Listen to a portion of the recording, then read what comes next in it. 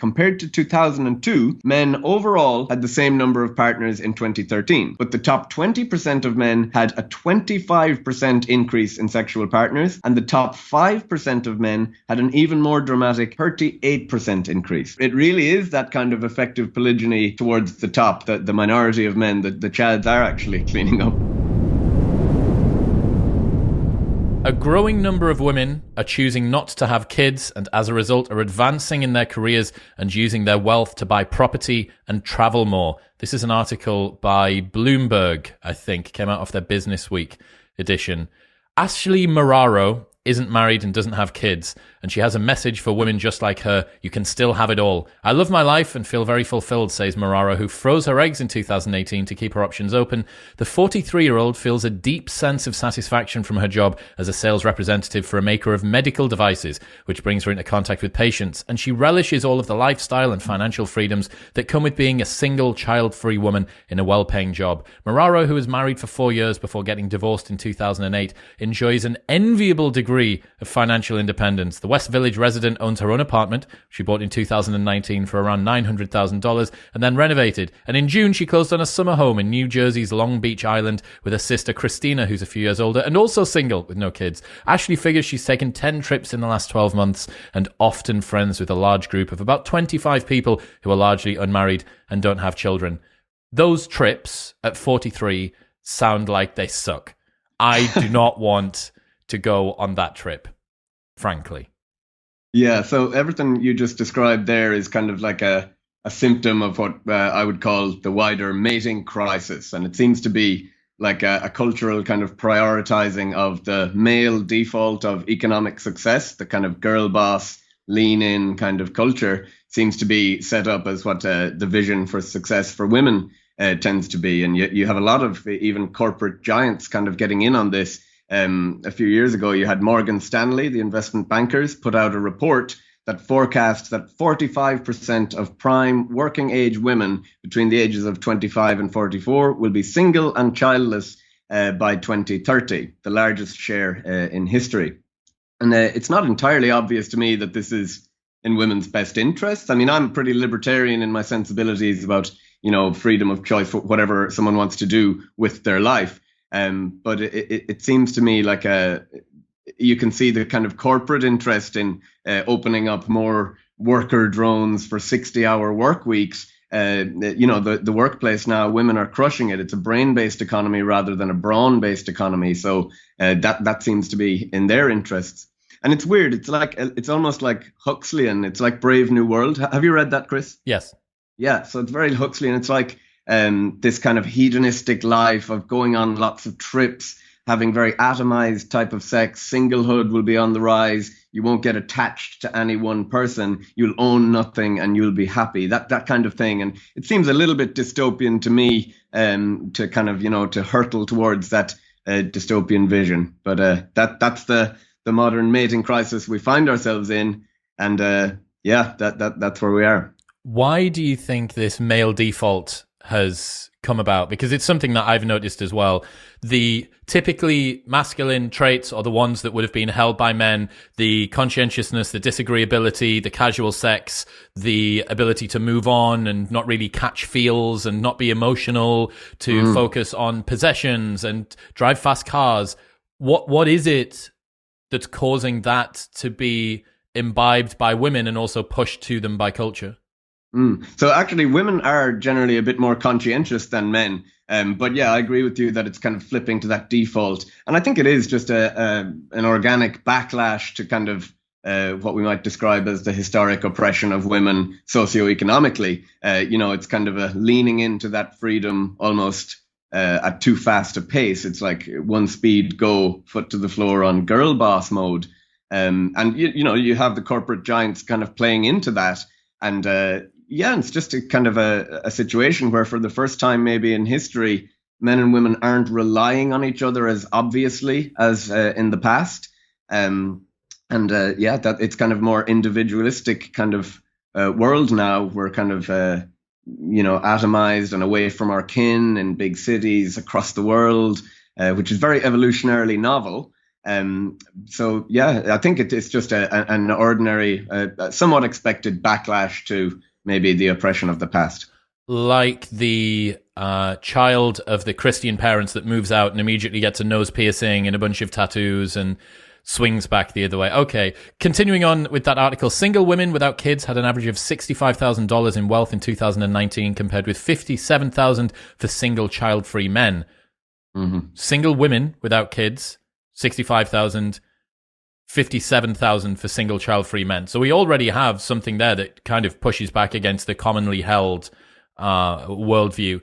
The difference is for single mothers, the figure was only $7,000. Parenthood was losing its appeal even before COVID-19. US birth rates have been falling for the past 30 years. In 1990, there were around 71 births per year for every 1,000 women aged 15 to 44. By 2019, that had dropped to 58. So from 71 to 58, which is a pretty big drop. Some women opting not to have kids are enjoying an enviable degree of financial freedom. She's got all of her different houses. The childless life does have its drawbacks. People who are single and child-free pay more in taxes. And housing is a lot harder to afford on one income than two, especially with home prices and rents at record high and mortgage rates on the rise. So that's the problem that Bloomberg can find with potentially going to your grave with no one else that's part of your genetic kin there to see you, is the fact that you're going to pay more in taxes and housing is more difficult to afford. Yeah, it's very corporate kind of language, isn't it? That the main concern would be, how do we get around that one stumbling block of the taxes? But I was glad that she did at least highlight the idea of buying a house on a single income, because that's something I always highlight for incels, that's a double whammy kind of circular punishment. It's hard to get a house if you're a single man on one income, and a lot of incels are on lower income or no income at all. You almost need to be part of a dual earning household to get a mortgage. So without the house, you can't get the girlfriend. Without the girlfriend, you can't get the house. So it feels like a little bit of a circular punishment for incels there. But yeah, that's you can hear the corporate language dripping in that account.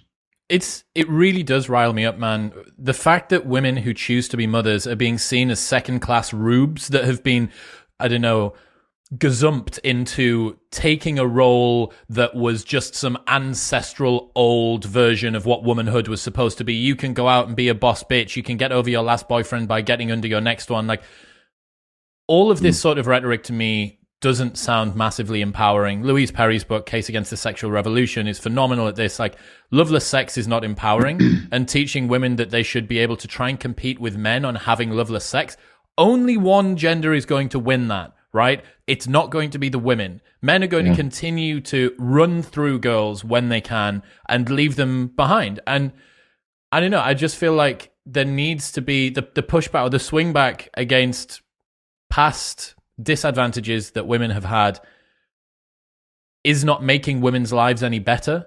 I think that you can comfortably say that enabling women to earn more in the workplace was fantastic. The vote, the pill, the washing machine, all of this stuff, like things that genuinely liberated women from the previous constraints that they had, were worthy. I struggle to see how encouraging women to see the new pair of Gucci shoes that they've got, that they buy from a job that they hate to impress people that they don't like, as being the highest point of contribution of their life, and that the mothers are somehow second-class citizens.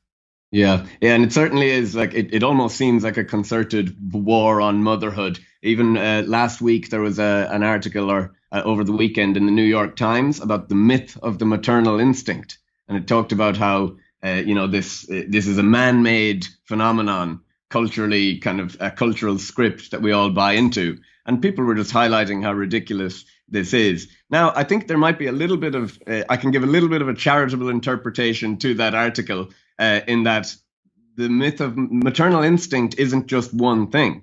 So maternal instincts is probably more accurate. So maternal instincts could sometimes, depending on the age of the woman, her marital situation, her socioeconomic status, that maternal instinct might even be infanticide. So, it's a suite of instincts that are kind of activated in different situations, like all of our evolved psychology. It's not just on or off. It's just in which environment it comes on play.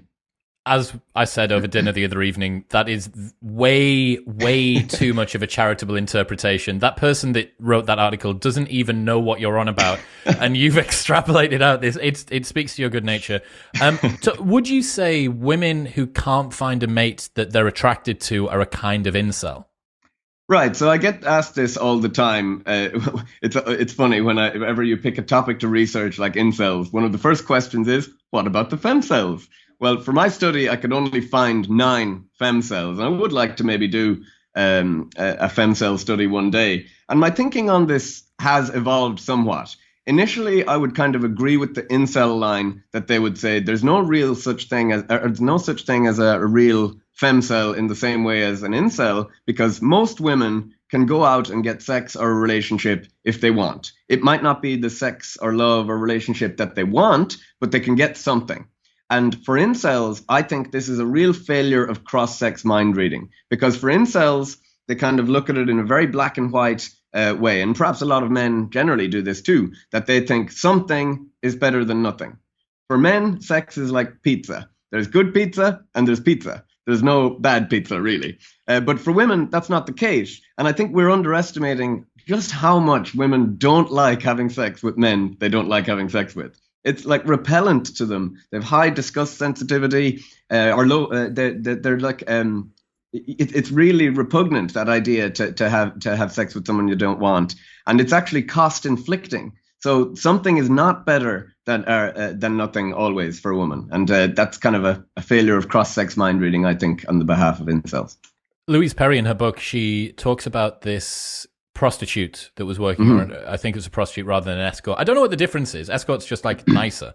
And she said that one of the first skills that you need to develop as a prostitute is to not throw up when you're having sex with a client, because of you are having to give yourself an out-of-body experience to detach the emotions from what's going on to you physically. Yeah, that actually, I listened to that, and that gave me an idea for a study, because there's another evolutionary psychologist called Hannah Bradshaw, and at a recent conference, she presented something on disgust that showed that when you have control over your environment, then your disgust is quite high, sensitive. Whereas if you don't have control over your environment, you downregulate your disgust. So take, for example, the pig farmer. We're a family of pig farmers in my house. And if you're working on a pig farm, you don't really have much choice to leave. So you kind of get used to the smell.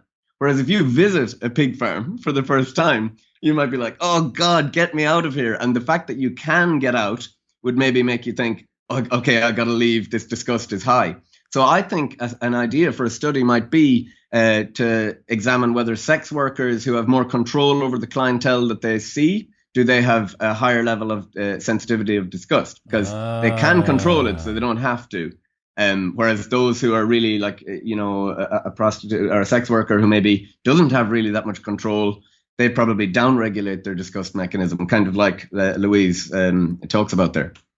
Dude, that's fascinating. The pig farmer theory of female sexual disgust. My father would be absolutely delighted if I wove pig farming into my theories somehow. I can see him now. I knew that all of those hours on the pig farm was going to work out when it came to your PhD. All right, so just finishing off that discussion about the lady, the boss bitch, like, do you see it as women's fault for having too high standards at the moment?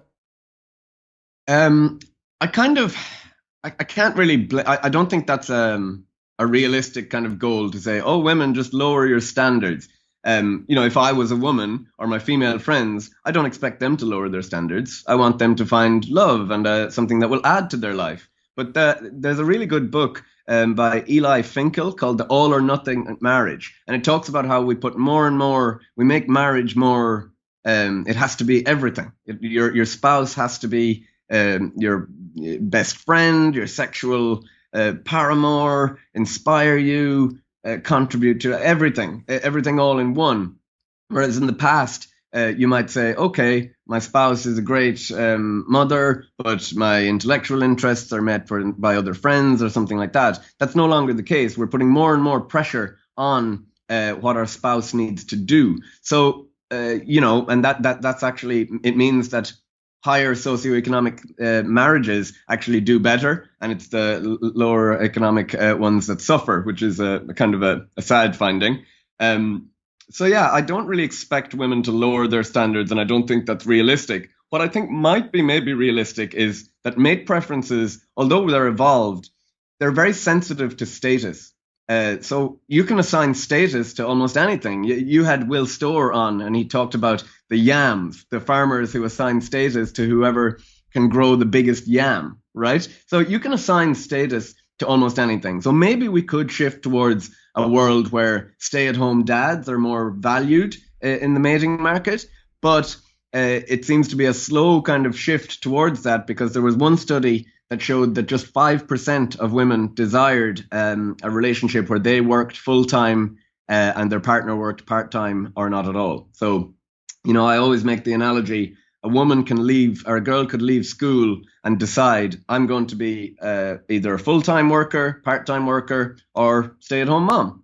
Whereas a man doesn't really have that. He has obligation for success. Only one route, really, if he wants to attract a mate. So I'm optimistic on one level, pessimistic on another. But yeah, I think rather than that, what advice would I give a female friend? Would I tell her to settle, or would I say, no, I mean, you're doing pretty good on your own? And it seems to be a veering towards like that Huxleyan kind of society of singlehood as the default. Is hypergamy on the decline? So there is some evidence for this. Which I think is kind of inevitable. So hypergamy is women's tendencies to mate with an equal or higher status kind of mate. And I think it's inevitable as more and more women become highly educated and killing it in the workplace, that they will begin to have to mate down. And some evolutionary kind of based scholars disagree with me on the fact that there is a mating crisis at all. And they point to some of this evidence as evidence that there is no mating crisis, nothing to worry about. But even the authors of that study that showed that hypergamy is in decline said that they can't speak to the perceived difficulty for women in finding mates that they have to mate down with. So it doesn't appear that women are actually that happy. What does that mean? So it doesn't appear that women are actually that happy about having to mate down. So there's some evidence for this, that female infidelity is kind of on the rise in lockstep with hypergamy. So as hypergamy is in decline, female infidelity, not male, goes up. Male infidelity has remained pretty stable over the last 50 or so years, but female infidelity has increased by 40% over the last half century. And perhaps that's just an artifact of them occupying more high status positions, being around more high status men, maybe increased anonymity with dating apps and things like that. Lower partner satisfaction as well, probably. Yeah, no longer reliant on, no longer having to worry about what would happen if they did get divorced. Another troubling finding from this consequence of the decline in hypergamy is that a recent study of 21,000 women in 27 EU countries found that women who were higher educated or earning more than their partners were more likely to report all types of intimate partner violence.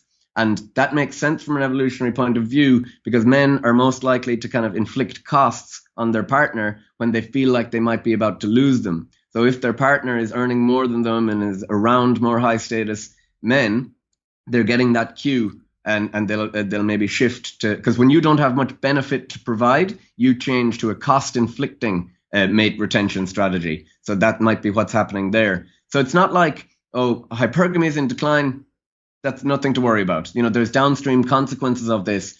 And, the mating crisis overall has broader consequences too, because you might have heard of something called young male syndrome. Chris, have you heard of that? That's the proliferation of childless, partnerless men roaming the streets in gangs and graffitiing everywhere and kicking grannies and stuff. Right. So if you have a surplus population of unpartnered young men in any society, cross-culturally, cross-historically, they've always been extremely disruptive and, due to elevated risk-taking and status-striving kind of behaviors. So, that this kind of mating crisis is dangerous on a bigger level, because that's what we're leaning towards. And actually, we would, although there is a level of threat from incel violence, I feel like it's overemphasized in the media and a bit alarmist. But theoretically, we should expect that incels represent a very dangerous portion of society. But what might be happening there is that their status-driving mechanisms are maybe hijacked just by online worlds, and their status-driving in forums or shitposting on the internet and getting kind of counterfeit fitness cues from pornography, that you're an evolutionary success if you stay at home jerking off to the stimulus of the sex on the screen. That's an idea put forward in a great article by Diana Fleischman called Uncanny Vulvas, a play on the Uncanny Valley. It's a really good read. Yeah, so what you're saying is that the young male syndrome, which is this phenomenon where lots of men without partners tends to be destabilizing for society, could perhaps be being dampened down by online status, by porn, all of these things that are kind of simulacrums of cues that they would have previously been super aggressive about, but they're kind of being sedated into a more domicile version of this, right? Yeah, it's like a pacifier, yes. Pacifying effect. That, but yeah, you mentioned there, you had Joe Henrik on the podcast before, right? Indeed. Yeah, so he wrote a great paper called The Puzzle of Monogamous Marriage, and he talks about how cultures that began to practice monogamy flourished more than those that stuck with polygyny, which 83% of human societies that there ever has been or have ever been studied have been preferentially polygynous. And Joe Henrik talks about it as in monogamy's main cultural advantage is the egalitarian distribution of women. And that's a lot of listeners might get mad at me talking about women as a resource, but they're a reproductive resource. It's sexual distribution strategy, man. Like if man number 1 gets woman number 1 to number 10, and then man number 2 takes woman number 11 to 20, after a while, you can see how you capture a lot of the market, where if it's 1 to 1, 2 to 2, 3 to 3, 4 to 4, all the way along, it keeps more people more happy. And going back to what you said before about how cultural preferences mediate sexual desire or mediate mating preferences, right? Like what's held up in the culture as something. And you could see Disney movies almost as reinforcing this back in the day. You know, you find the true love, you go through challenges, there are things that try to tempt you away, and so on and so forth. To see it as, to simply call Disney movies a patriarchal presupposition, cis heteronormatively telling women about how they're supposed to stay under the boot of men, you go, a lot of what was happening with constraining sexual desire previously and having one man to one woman wasn't just constraining female sexual desire, it was constraining male sexual desire as well. It was making sure that men reached the threshold that they needed to in order to be worthy of having a woman. If a woman gives away sex too freely, men will meet that criteria. And if the criteria and the bar is set unbelievably low, men will do what's asked of them, which is not very much.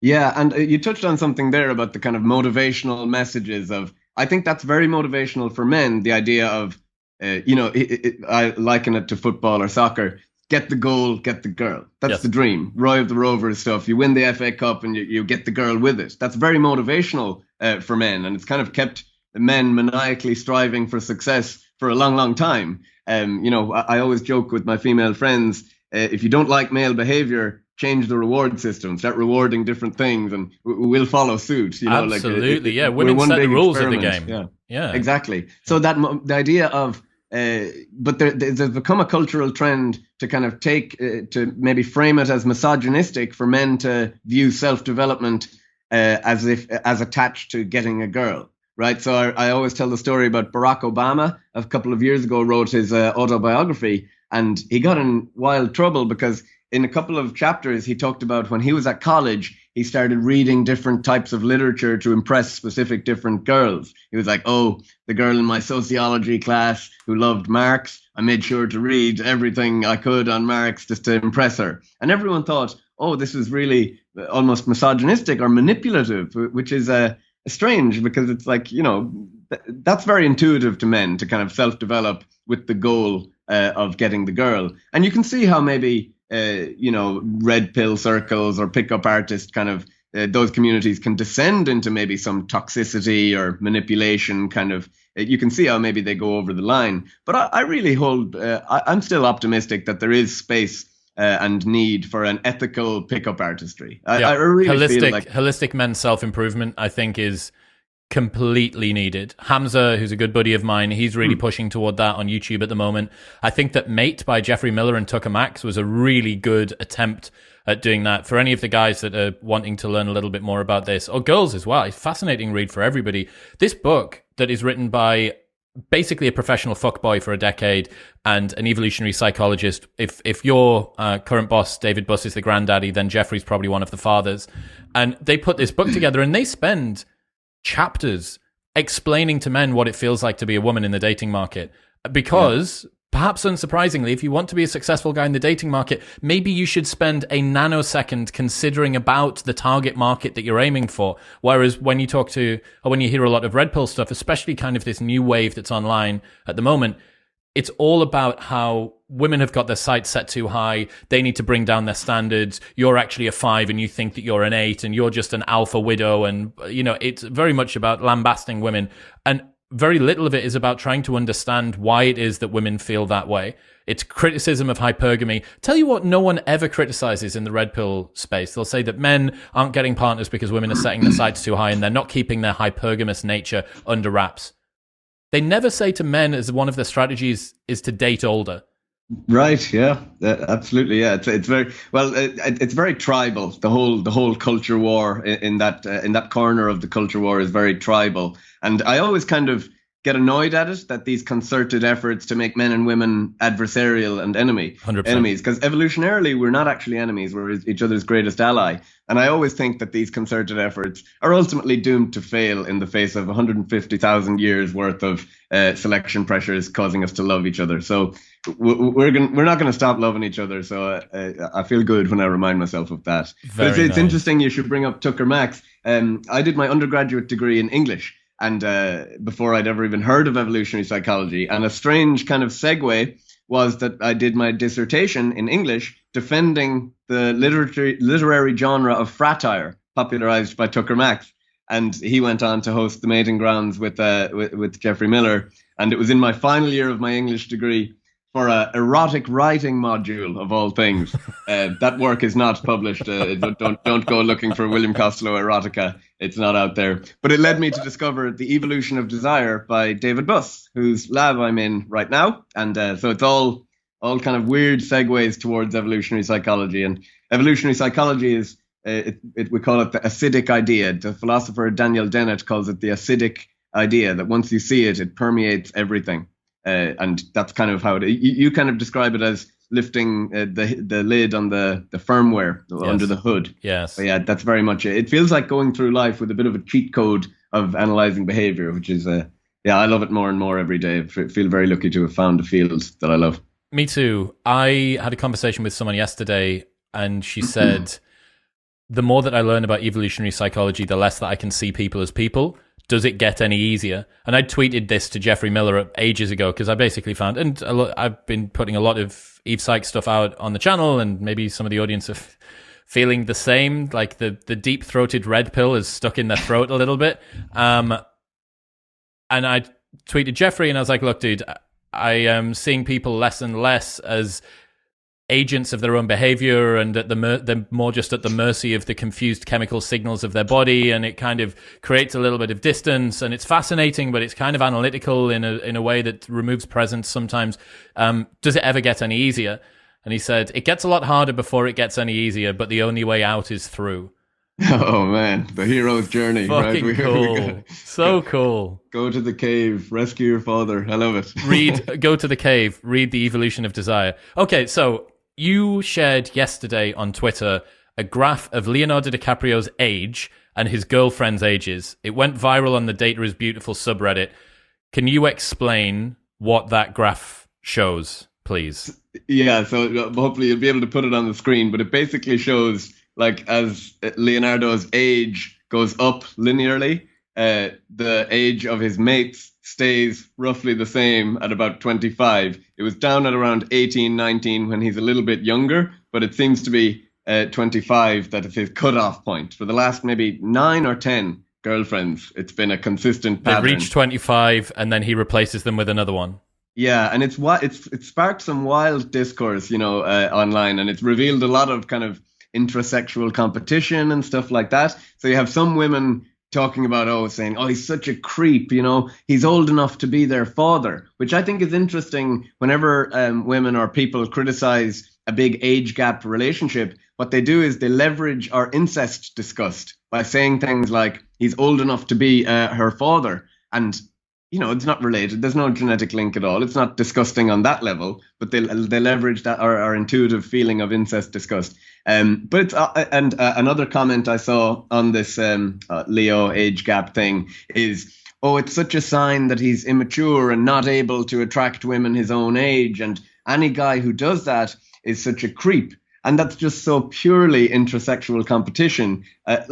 Of course, women over the age of 30 would still be interested in Leonardo DiCaprio. That is no mystery. It's not exactly horrible for these women to be dating handsome, mega millionaire movie star Leonardo DiCaprio. It's not hell, right? Another interesting take I saw on it, which was a weird twist, is someone said, I think it's actually kind of nice that he knows he can't go beyond 25 with a woman, and but at least he's not taking away her fertile years. She still has chance to recover it. It would be worse if he pushed it all the way to 30 and then just cut and left, which you can kind of say, I don't know how intentional that is. That might be a charitable interpretation of Leo's behavior. But it's I put up the graph and said, if only we had a grand meta theory of human psychology and human nature to explain Leonardo DiCaprio's preference for beautiful, fertile young women. It's people getting very, very excited about this graph. The interesting thing is, I didn't see any of the girls talk about this online, but it has to be a signal in the same way as one of the best ways to be attractive as a man is to walk into the club with a couple of girls on your arm that are both attractive and seem to give you attention. It has to be the case that somewhere deep in the programming of some women, they look at the fact that Leo is able to date a woman that's half his age and think, he's getting something right there.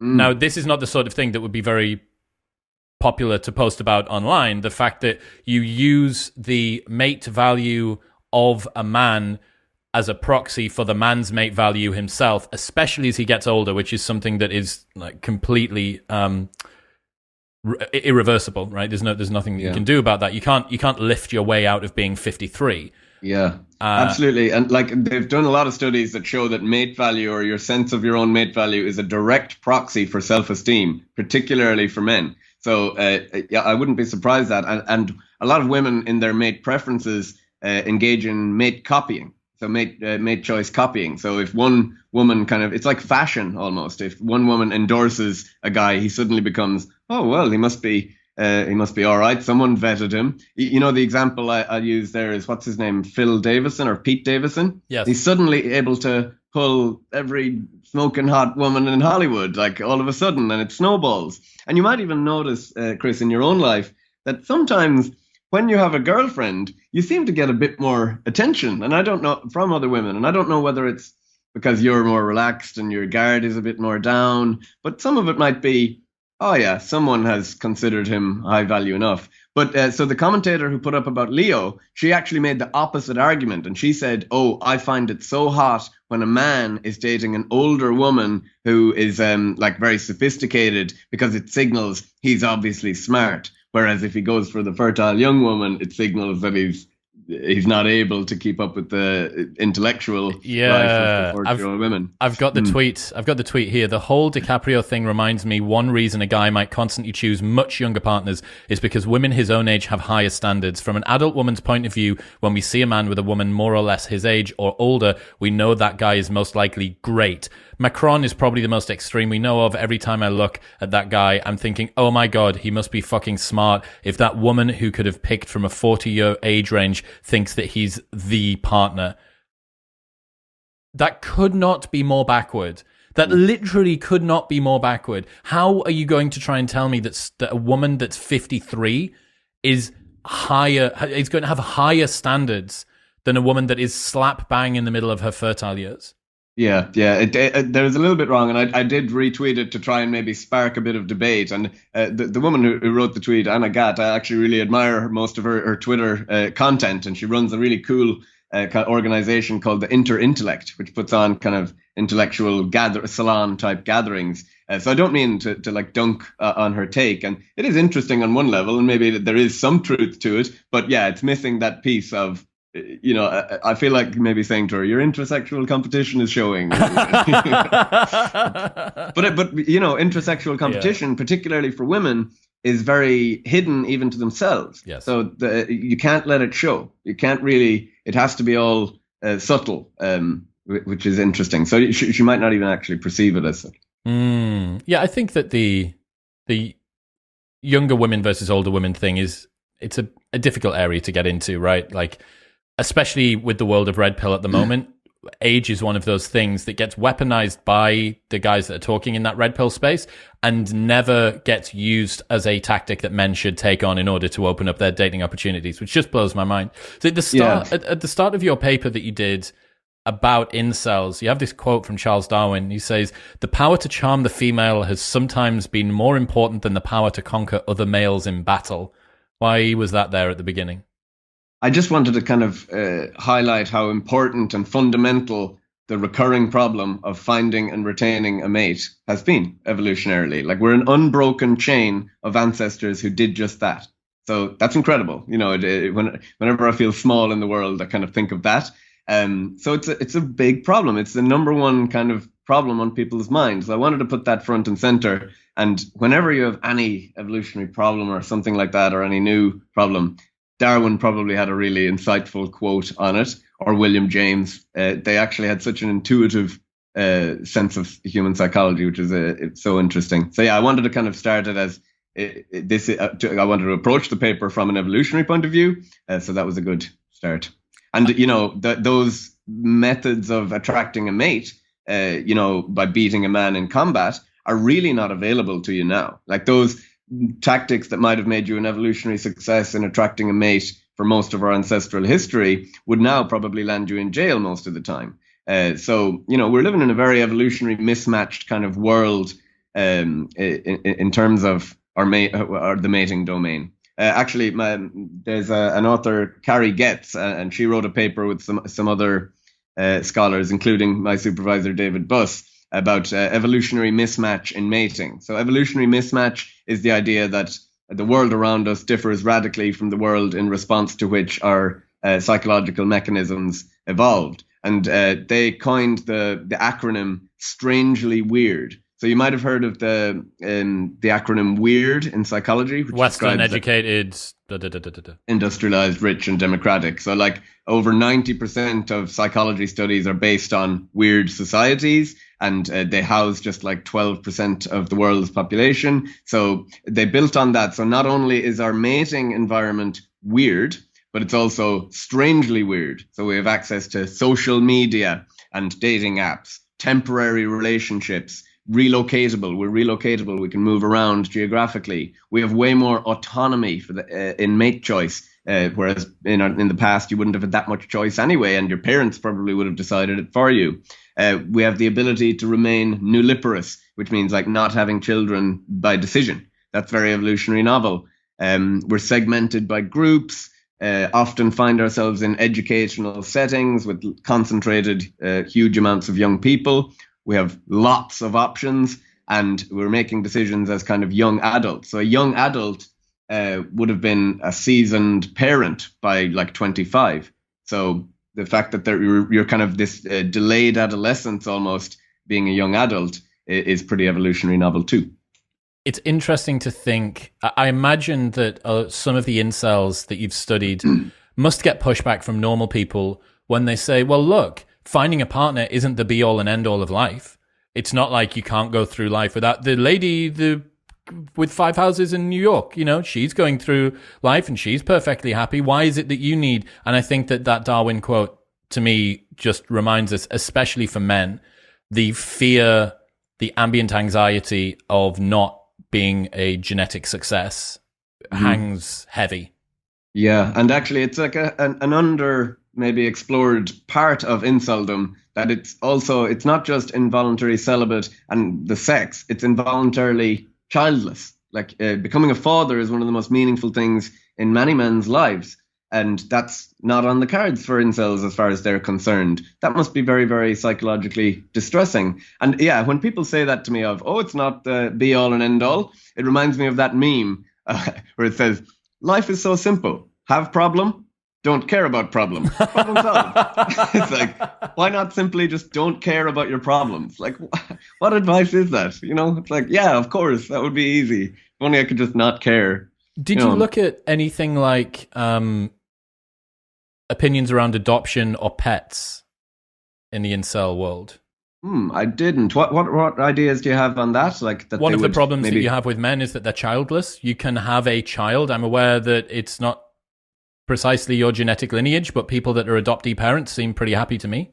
You know what? I did actually include a question on that of whether you'd like to become a parent, and I even included options of whether you'd like to, but only if you had a partner, or yes, I would like to on my own. But I didn't actually include it in any of the two papers we're writing. But I might actually look back on that, and I'll send it your way to let you know what the attitudes were there. I asked a lot of questions that I didn't actually even get to report on, because I figured if I've got a lot of incels engaging with the study, I'm going to ask them a lot of things and get a lot of mileage out of this study. Yeah, I just wonder, I think a big part of it, I had Narma Cates on the show, I've spoken to James Bloodworth, a lot of the conversations I've had around the crisis of sort of male dating at the moment touches on this. And a part of it is that it seems is the desire for men to feel like they're wanted. They want to be wanted, you know, and that makes them, it weaves them into the tapestry of society overall. And the less that they're wanted, the more that they pull themselves away.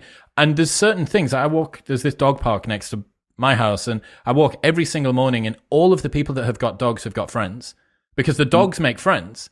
And I just wondered whether, I don't know, pet ownership and or adoption is something that incels have potentially considered as a way to reweave themselves back in.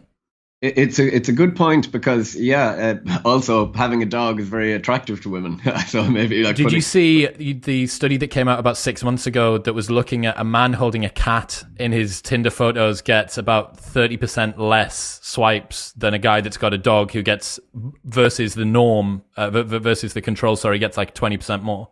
Yeah, I'm not surprised with that. And another study at a conference I attended lately, I can't recall who did it, but they showed that having a dog indicates long-term mating qualities. So women associated a man having a dog with, oh, he's reliable, he's capable, he's calmed down, he's obviously not out partying all the time because he's looking after the dog, you know. So it might be a good tactic, you know, like it's kind of tongue-in-cheek, or get a dog. Incels will probably tear their hair out hearing me saying that, saying, oh God, how can you minimize the problems like that? But on a broader level of, if having a girlfriend isn't on the cards, yeah, the kind of companionship of a pet is, I love my dog, he's like my best friend. But yeah, I think that, and there was another study by a scholar called Brandon Sparks, and he's studying incels as well, and he found that incels, they lack all friends generally, not just romantic options. They just and they have that lacking friends is a kind of it means you don't have that buffer against the negative feelings of not having a romantic partner. You often find that these single people who are very happy to be single, what they have is very rich friendships. And if incels are lacking that as well, it might be just a broader loneliness thing, which we found that they had extremely high levels of loneliness compared to non-incels in our study. What do most incels have in common then? What about traits and personality types and whatever? What's the prototypical incel? Okay, so what we found in terms of personality, they're very, I didn't do this study, but they're very neurotic, kind of high on negative experiences. One thing we found in our study, we tested them for a new scale, which is called the tendency for interpersonal victimhood. And that's a new scale developed that's comprised of 4 different dimensions. One is the need for recognition. So very preoccupied with having the legitimacy of their grievances acknowledged. So the worst thing you can say to an incel to make them tear their hair out is, you don't have it that bad. You're not so bad, you know. You have to actually recognize that they are suffering. And actually, I think that's why they have a bit of rapport with me. They seem to appreciate that I don't sugarcoat it or gaslight them, as they say. So they seem to appreciate. I wrote a blog a couple of years back called Step Your Dick Up, Why Advice Given to Incels It Won't Work. And it kind of just laid it out how insufficient the advice is is for incels. So one dimension of that personality trait, that victimhood trait, is need for recognition. The next is moral elitism. So the belief that the individual or their in-group behaves more morally than others. And you might see this with incels kind of sneering at the superficiality of the mating market. For both Chads and Stacys, they think, oh, I'd have much more high-ended kind of values, and they should be rewarding intellect and personality that I have, rather than just Giga Chad and his gorgeous looks, right? The third dimension is lack of empathy. So that plays out, well, no one cares about my problems, so why should I care about anyone else's? And then finally, the final dimension is rumination, which is a constant preoccupation with reliving their perceived negative experiences. So constantly ruminating on their bad experiences. And this victimhood mindset leads to an external locus of control. So incels, with their black pill kind of philosophy, believe that there is nothing they can do to affect change in their life. So they're just completely not agentic at all. Maybe cultivating an internal locus of control to some degree might be a pathway out of that for incels. So we also found extremely low levels of well-being. So incels scored extremely high on depression, anxiety, loneliness, and really low on satisfaction with life. So perhaps not that surprising, but to put that into context for you, we used the two scales, the PHQ-9 to measure depression. So that's the scale used by the NHS in the UK. And anxiety, we used the GAD-7 to measure anxiety. So in terms of depression, roughly 73% of incels were diagnosed as severely or moderately severely depressed, versus 33% of non-incels, which 33% seemed pretty high to me anyway, but in the general population, but 73% is, that's very, very high. In terms of anxiety, we had 67% of incels clinically diagnosable as severely or moderately anxious versus 38% of non-incels. Incels also scored very high on sociosexual desire. So that's the desire dimension of sociosexuality. So they have a high level of sexual desire. And I thought one of the hypotheses I had in my dissertation, that it was the only one that wasn't supported. I thought that for those incels who have a high level of sociosexual desire, that would actually lead to worse levels of well-being for those, because they might be, if you have high levels of desire, but you're perceiving that you have no way to act on that desire, then it's that to me would result in lower levels of well-being. If you didn't have a high level of desire, then it's not that big of a problem anyway. It's like, oh, well, I can't get the sex I don't really want anyway, so not too bad. But actually, it didn't moderate things in any way. But that might be just because incels have just low levels of well-being kind of across the board, whether they have high levels of desire. Their current mental state is so robustly negative that there's very little that can push that down any further. One of the interesting things to come out of that is it seems like incels have to have a preoccupation with sociosexuality, with wanting a mate, with thinking about a mate, because if it wasn't, it simply wouldn't be such a central part of their life. If they were completely obsessed with Warhammer or with pickleball or whatever, art or something, and something big happened in the art world and they were spurned from all of their art friends, that would be the incel equivalent of being kicked out of the thing that you care about. It seems like most of the incels, the thing that they care about, which is one of the most core parts of their being, perhaps the most core part of their being, is that sociosexuality. Absolutely. And you can even see it in the kind of language they use. It's almost sometimes homoerotic about Chad, and Stacey, and they draw cartoons with Chad's big dick, and it's very erotic. They're very charged and kind of viscerally sexual in their discourse, So yeah, that's why I kind of thought. And also, can you blame incels? I mean, we live in a world that's very saturated with sex. You see it on billboards and movies, and you get the impression that everyone is out there having amazing sex lives. We live in a hookup culture. It's actually not true. People aren't having that much sex. People having less sex than ever before. Right, and people overestimate how much sex other people are having. So maybe that would be helpful for incels to realize it's not as sex saturated as it might seem. What about alt-right and being alt-right? There's accusations whenever an incel's in the press of this is yet another right-wing misogynist gone wild. What did you find out about that? Yeah, so I decided to measure that. It was just one item question on a political affiliation. So I always, in the paper, I recommend that we should investigate that a little bit more. But perhaps a surprising finding, if you were to go by the mainstream media kind of discourse, we found that a smaller proportion than would be expected by chance were white for a majority US and UK sample. So we had 63.5% were white, and 36.5% were incels of color. And I kind of clumped all the ethnicities into one. How do the incels feel about having an incels of color movement inside of it?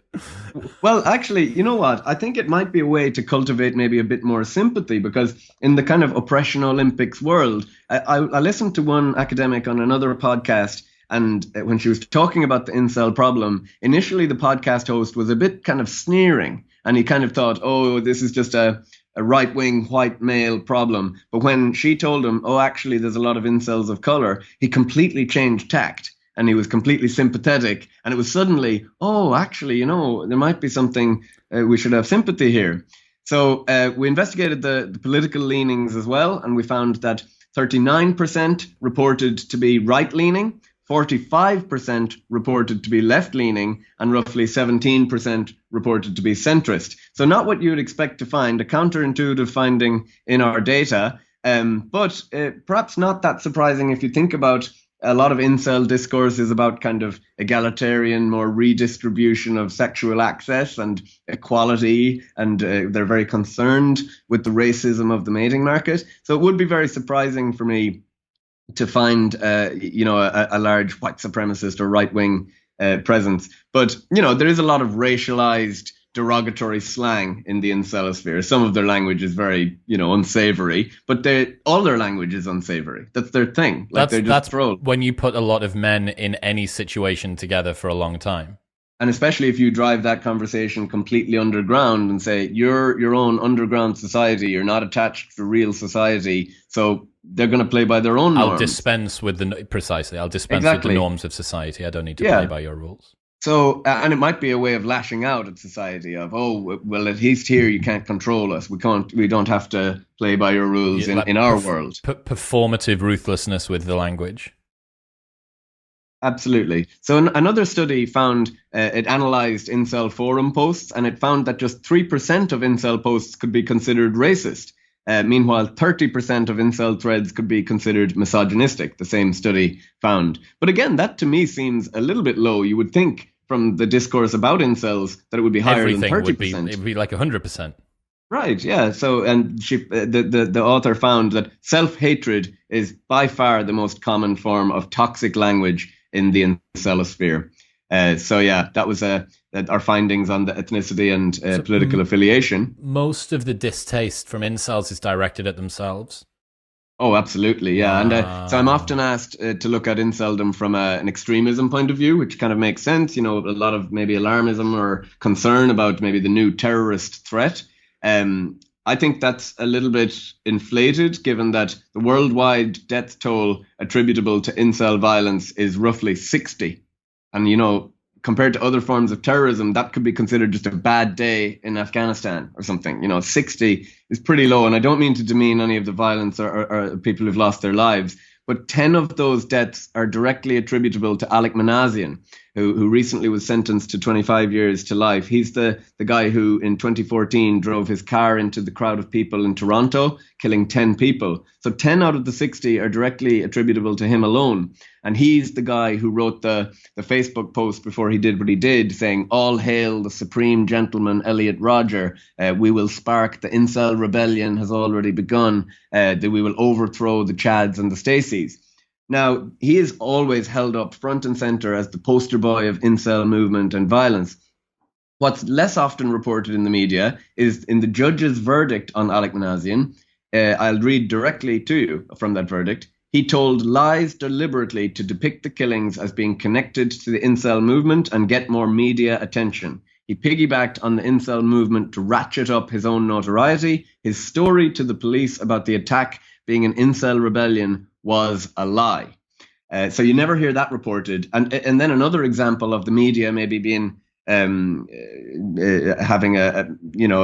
been irresponsible perhaps on the incel topic is the Jake Davison, which is the first alleged incel attack in the UK in Plymouth in 2021, where he killed 5 people, including his mother and a 3-year-old girl, before killing himself. He's kind of, there's a lot of concern about, he's emblematic of the incel violence. But you very rarely hear it reported that the Deputy Senior National Coordinator for UK Counter-Terrorism Policing, Tim Jock is his name, concluded that Jake Davison was not motivated by the misogynistic incel online movement, the shooting was not terror-related, and the incel ideology is not a terrorist movement. So, it's perhaps a bit alarmist. And I think the media is a little bit irresponsible. I think they should, like with school shooters or like with any kind of lone wolf attacker, they should incorporate a no notoriety protocol. That's actually in the guidelines from the Institute for Research on Male Supremacism. They have a document of recommendations for media reporting on incel violence. And it's actually pretty even-handed. I thought with an organization title about male supremacism, I thought it would be a bit more alarmist. But I think it's pretty reasonable, especially that bit. But I do think it's very strange to categorize incels as male supremacists because their whole identity is based around highlighting their own ineptitude. So it's a little bit strange. Yeah, it would be a very ineffective way to try and get other people to be incels as well. It doesn't seem to me like they're co-opting other people into this movement. They've very much siloed themselves away. You think about most of the terrorist organizations, one of the primary things that they're trying to do is to recruit more members of that cult or religion or ideology. Yes, and even just if we think more logistically from a terrorism point of view, organizing a terrorist attack is has to be a smooth operation, right? You have to have a well-organized group of people who have coherent goals, agree on collective actions towards those goals, and agree that maybe violence is the pathway forward. Incels don't seem to fit that mold for me. And I liken it to the new Batman film. Have you seen the new Batman film with the Riddler? I have. Yeah, so spoiler alert for anybody who hasn't watched the movie yet, but basically the storyline is that the Riddler essentially mobilizes what's kind of hinted at as like an army of disenfranchised young men, maybe basically incels, who kind of collectively mobilize online and then meet in person the first time to organize these amazingly sophisticated terror attacks on Gotham City.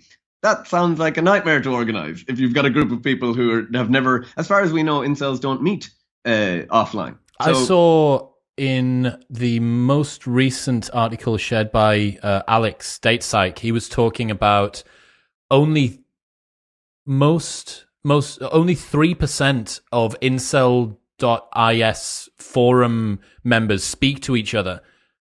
Like that they basically do not connect with any of the other members in there, that even within their own silo, within their own community, they're still unbelievably isolated within there.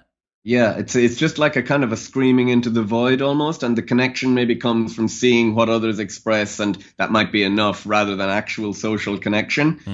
But yeah, another finding from, I think it's the same study that Alex posted, but it shows that the vast majority of the extreme online hatred or hostility is produced by just 10% of incel accounts. So, we tend to, with any other group, we tend to have the kind of philosophy that we don't judge them by the most extreme actions of a minority within that group. We don't categorize Muslims as terrorists because of the actions of an extreme minority. But we do that with incels readily. We're happy to let the minority speak loudly for the whole community. But yeah, I don't think it's as coherently organized as perhaps the media kind of suggest. But you mentioned a bit there earlier that they don't seem to want to attract incels in. And I agree that they don't seem to want to attract incels to join or anything like a grooming kind of strategy. But once incels are in, I think they very much want to keep them in there. And it's actually very limiting for an incel who wants to ascend to maybe, engage with the mating market again, because the other incels in the forums might even kick you out of the forum if you talk about trying to get a date or even going on a date. So they'll say, "Oh, you're a fake cell, and what were you doing here anyway?" I only just learned the term fake cell off another one of Alex's posts. What's that? What's the issue within the incel community of fake cells, of ascending, and of giving hope? So I think it's like basically it's a slap in the face to their worldview to see somebody ascend. And, there's not wholesale agreement on this. I'd say a lot of incels are kind of limiting to others and want to keep them dragged down alone together. That's the kind of the attitude. Whereas other incels might actually be encouraging and want to see other incels succeed. Certainly in the qualitative interviews I've done one-to-one with incels, I've met some of those guys who actually want to see others succeed and who haven't given up. But yeah, it's a very limiting, because at first when I started to study incels, I thought, how could anyone kind of come to identify with this aspect? Surely if you felt that way about yourself, you'd want to keep that hidden. You wouldn't hunker down into that identity. But as I began to study it more, they actually get a lot out of their incel identity. Compared to the anxiety-inducing mating market, they get a sense of belonging, fraternity, a virtuous victimhood identity, which is very, very in vogue these days. So they're like, oh, I'll have a piece of that victimhood pie, please. There's one study that shows that incels report their reasons for using forums are to feel understood, feel less lonely, and get a sense of belonging. But in that study, a little over half of the participants reported that the forum made them feel hopeless. So it's very, very much a mixed bag. And in my study, I decided to break it down. I managed to recruit 151 incels, and a lot of them were non-forum using, which I think is really good data, because it shows you that the incel phenomenon is a little bit more than just an online subculture. But one of the useful things there was I was able to compare forum using versus non-forum using incels. And forum use slightly predicted greater anxiety. 37% of incels who used the forum said that it made their well-being much or somewhat better, while 39% were not sure, and 24% thought that it worsened their well-being. So it's very much a mixed bag, that for some, the forums might be great. It's finally, I've found some camaraderie. And for others, it might be really, really limiting and worsening their mental health. Only 20% of incels in my study indicated that they do not believe they will be involuntarily celibate for the rest of their life. And this belief in permanency of inceldom was a significant predictor of depression and low life satisfaction. So it does seem in our data on the actual mental health outcomes that believing in the black pill seems to be a big predictor of depression and low life satisfaction. But that's quite high, that 80% of the incels in my study think they will be incel for life. It's not going to change. That's one of the predictors for people that take their own lives as well, right? That this is bad, it's not going to get better, and this is the way that it's always going to be. Yes, and that ties in with the no internal locus of control. It's like, I can't change, nothing will change it. My life is completely at the forces of everything outside of me. And, suicidality is quite high among incels too. 82% of incels indicated that they had strongly considered committing suicide. And there's one many? really... Hang on. 82%? 82%. Dude, that's the most shocking statistic that I've heard so far.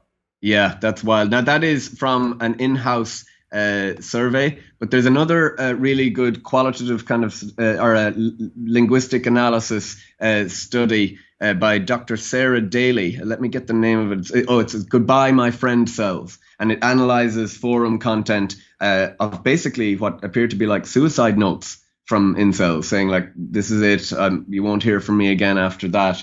And it's quite kind of harrowing to think about that. And you could maybe analyze that further and say, did this account ever post again? If not, you can kind of maybe have a conclusion. I have a really sad case for me a couple of years ago was an incel who it has a somewhat happy ending, this story, but I was very worried for a while.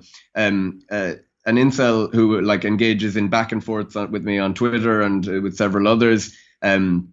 Pretty kind of good-natured guy. I don't know who he really is in real life, anonymous kind of account, but he basically tweeted out a picture of a bullet and said goodbye. And then no one had heard from him for months and months and months and months and months. But he did resurface, and he's back with us. But he often quite darkly hints at suicidality. Incels have quite gallows humor as well, but yeah, it's Poe's law kind of running rampant here. Yes, within but the I Black think Poe's law. so. From extremism point of view, and I'm asked about incels from extremism, I think about it. What does extreme inceldom look like? And to me, it looks more like suicidality than terrorism. And even like most of the incel attacks, because most of the focus of the incels is on hatred of the self, not on an outward based. Yeah, yes. So you would be much more likely to get a drink the Kool-Aid situation than you would be to get a terrorist attack.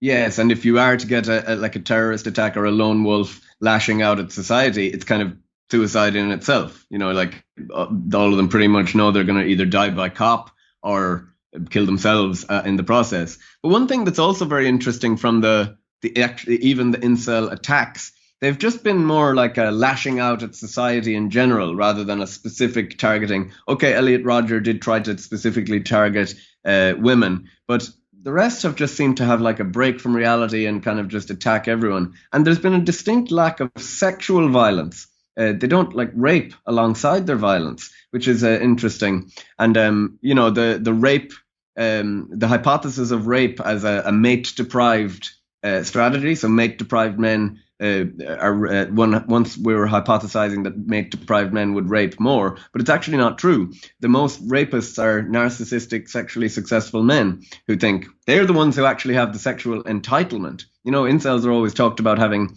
sexual entitlement and having just too high standards. That's something we measured in my dissertation, and we're working on that paper now, is analyzing whether this was true, whether they had just simply too high a mate preferences compared to non-incels. But they didn't. They had significantly lower mate preferences on every metric and overall. And evolutionarily, that would make sense, because it wouldn't make sense as a strategy in our ancestral environment for low mate value men to concentrate their finite mating effort on competing with high value men for high value women. It's just not a good tactic.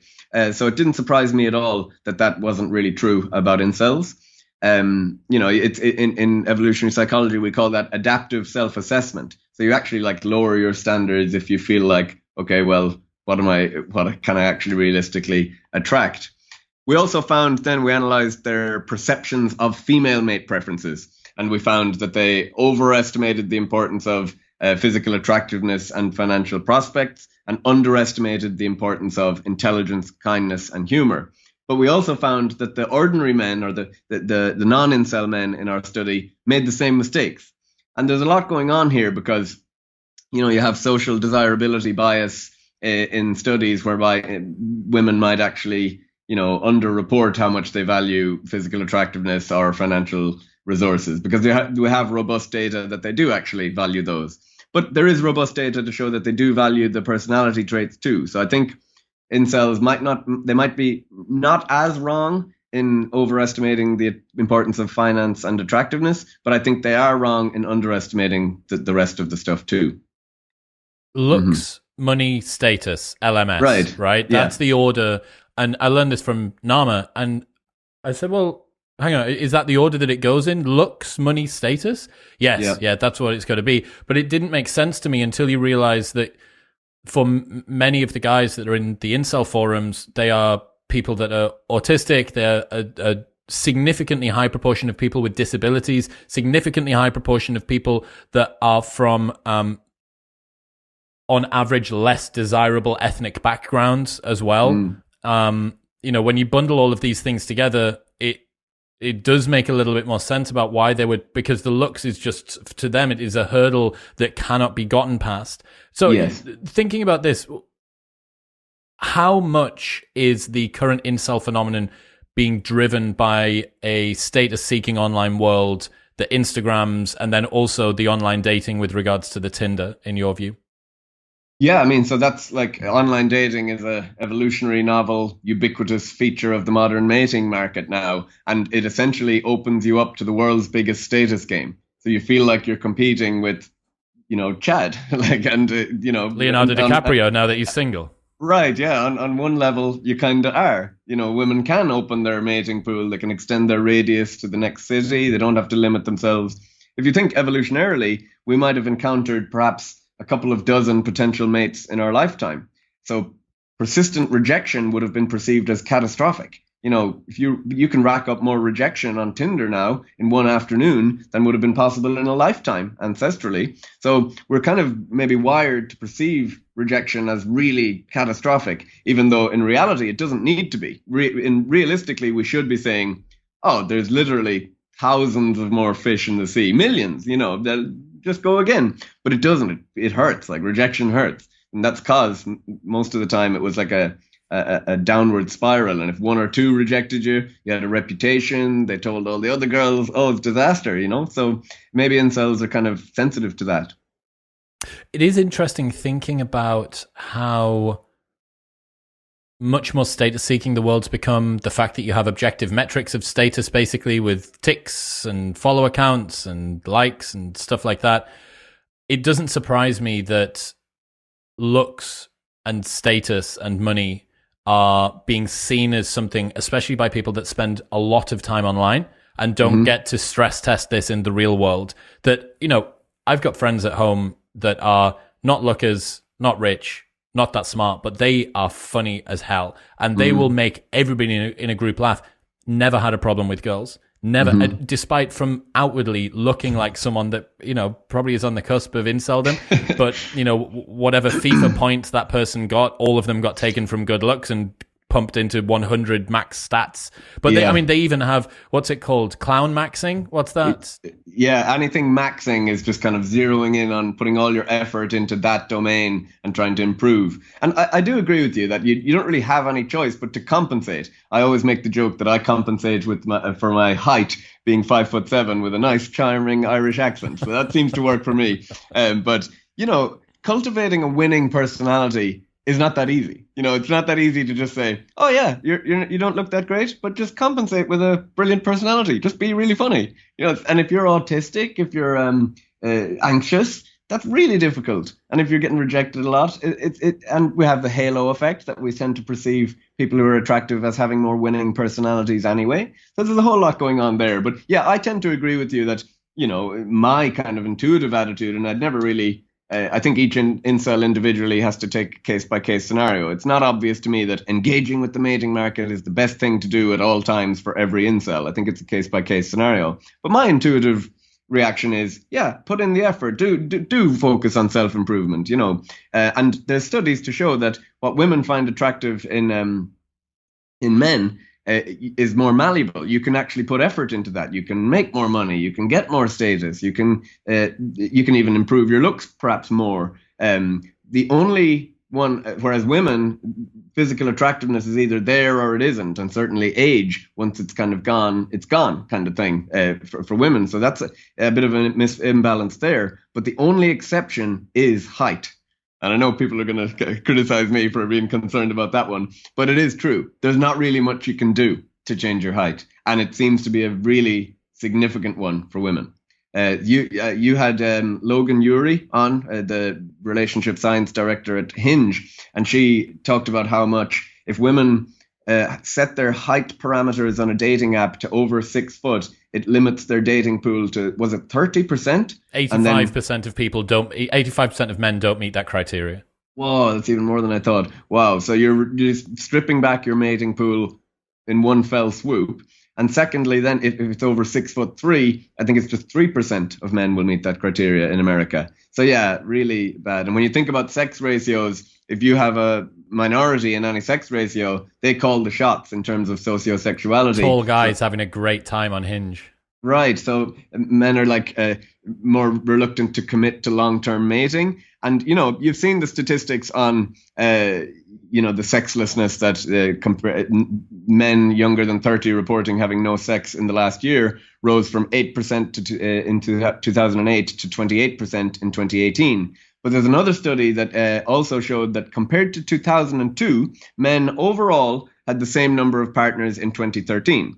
But the top 20% of men had a 25% increase in sexual partners, and the top 5% of men had an even more dramatic 38% increase. So it really is that kind of effective polygyny towards the top, where, the minority of men, the chads are actually cleaning up in some data. But we've always had variable mating success amongst men, right? I think ancestrally 40% of men had children and 60% didn't.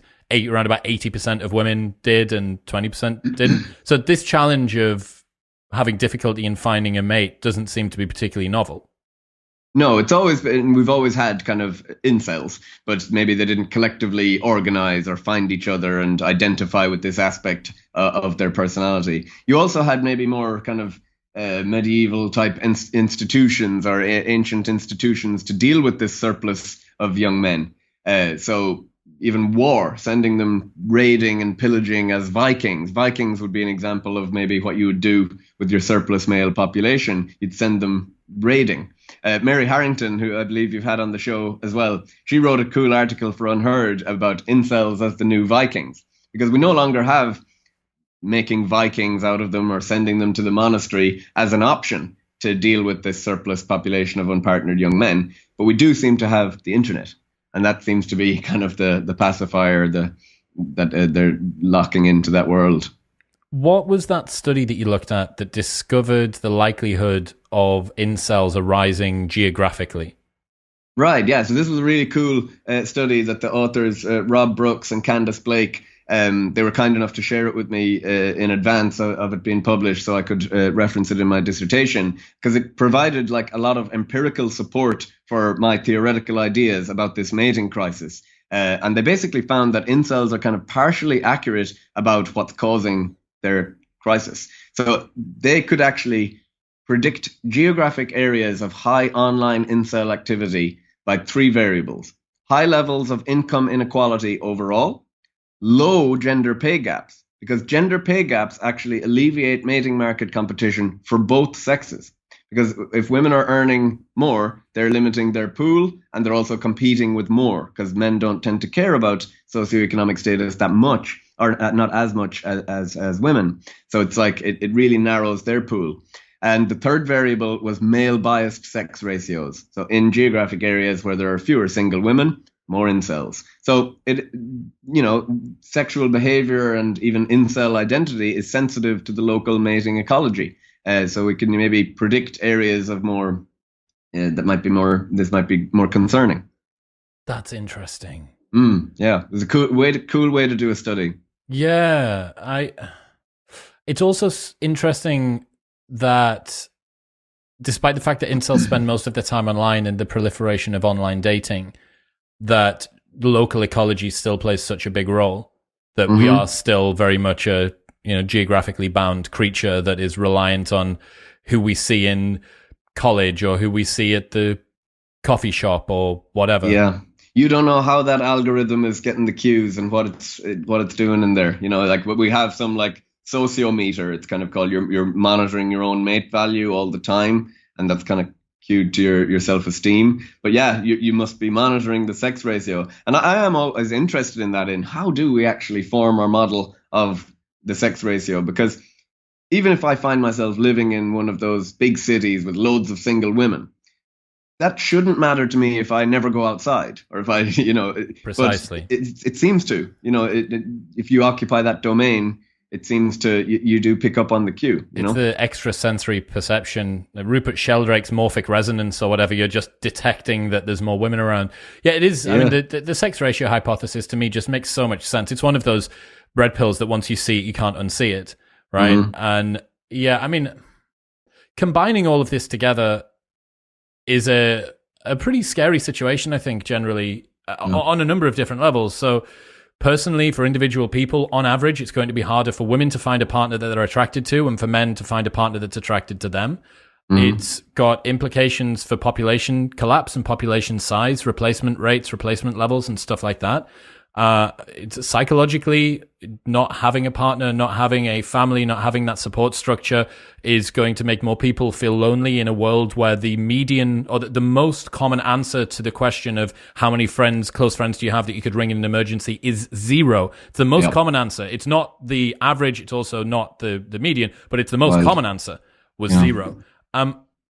All of this combined together, the mating crisis is real, man. It is and it's real in a way that doesn't galvanize people the same as seeing forest fires or depreciated coral reef beds and stuff. This is the same. The reason Mike Solana writes about population collapse as being a creeping existential risk. It just doesn't galvanize people in the same way. It's not this big thing that you can go on about. It's something that creeps up on you step by step, day by day, and then what is it? Demography is destiny. That locks it. You cannot give birth to any more 5-year-olds now. You can only give birth to 0-year-olds. Yeah, you had a very frightening podcast episode with Peter Tayan or Peter Zion. Zion. That was bleak. But it's a mating crisis is real, man. Absolutely. And it's a project that David Buss, my supervisor, and I and a couple of other scholars are actually working on, writing a paper on now, including Candace Blake, who I mentioned in that previous Incel study. So we're going to do one of the first academic studies on this because it's got a lot of attention in maybe like pop science articles, a couple of Quillette articles about attraction inequality and things like that. And I think it is cause for concern. And like you said, we're going to look at it from all those different lenses and say, what are the potential implications of this?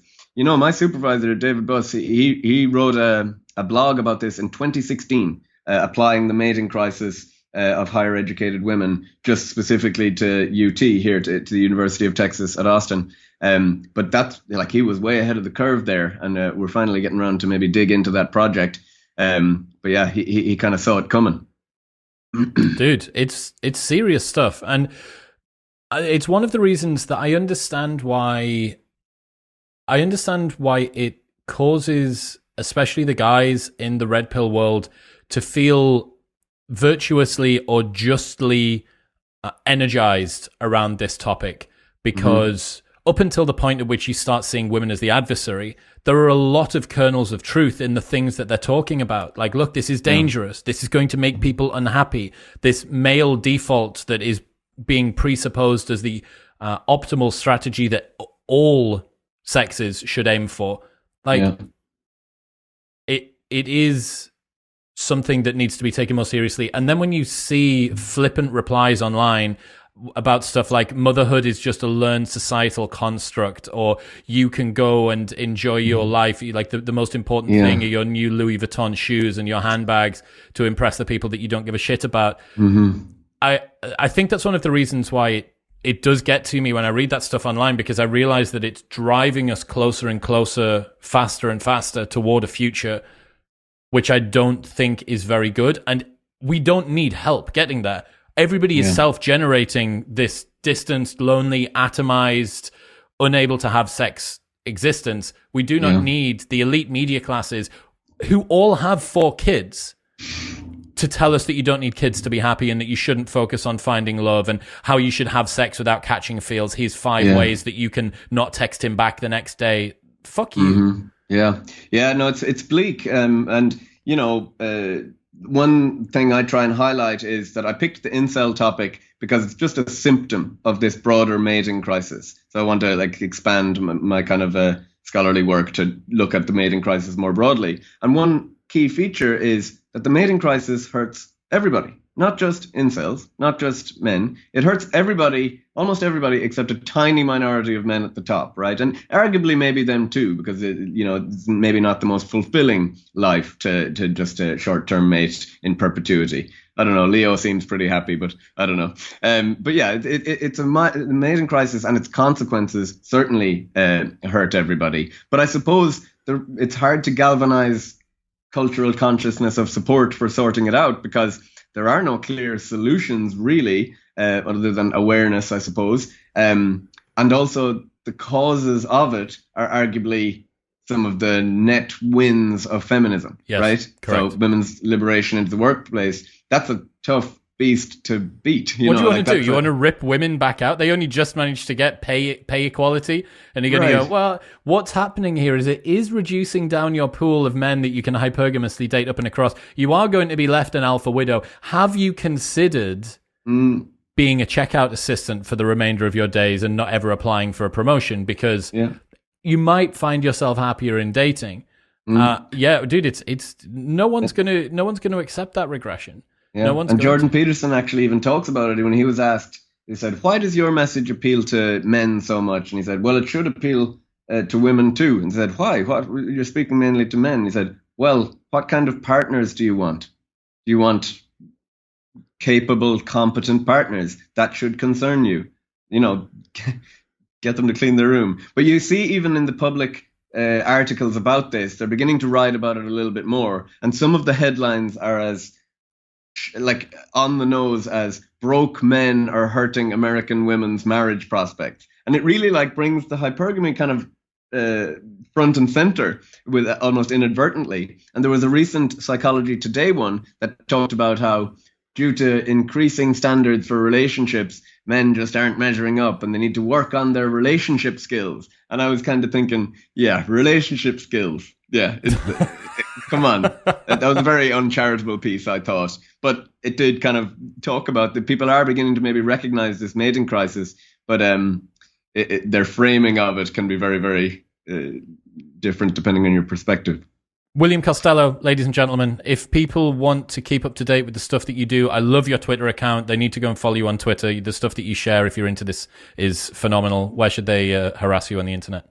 Well, Twitter is probably the main place. I spend far too much time on there, probably like a lot of academics, but for better or for worse. But my handle is @CostelloWilliam, and we'll post our studies there and anything interesting that I can see. William, thanks I for having me appreciate on, you, man. Chris. What's happening, people? Thank you very much for tuning in. If you enjoyed that episode, then press here for a selection of the best clips from the podcast over the last few weeks. And don't forget to subscribe. Peace.